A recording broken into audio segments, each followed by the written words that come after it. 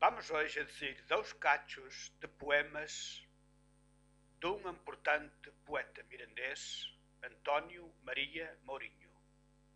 O primeiro chama-se Longe Desejos e diz assim: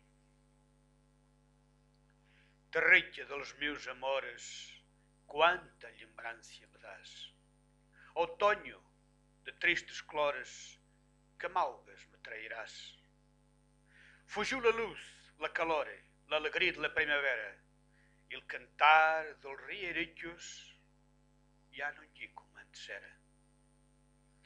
Ai flores, ai primavera, primavera tubiou, despediu-se um dia de mim e ainda nunca mais tornou.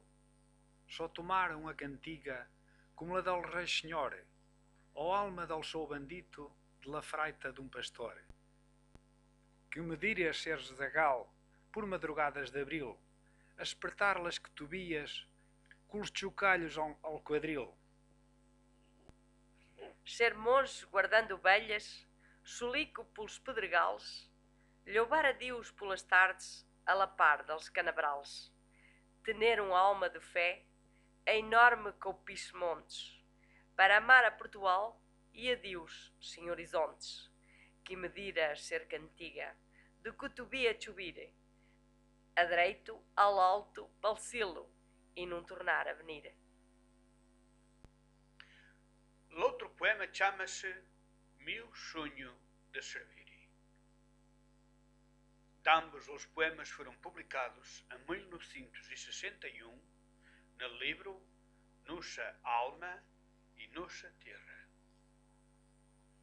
Há tempo de algum tempo, sacudindo-me as guedelhas os ventos pelos fragaredos, me queria chover as estrellas.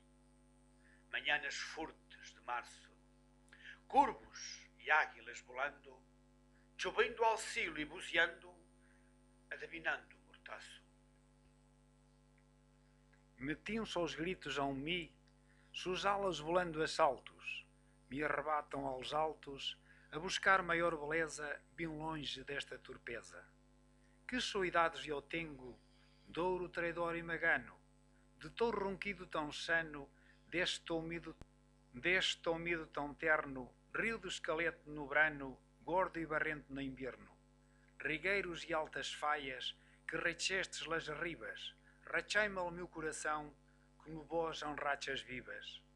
Meu coração e eu tomara, espartiçado e acerejado, com um açude maior, corricham nele a cachondos rios de virtude e de amor.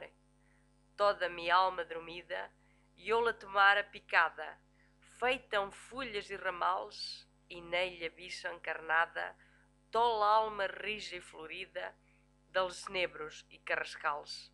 Agora, pula preinada, anda minha alma penada.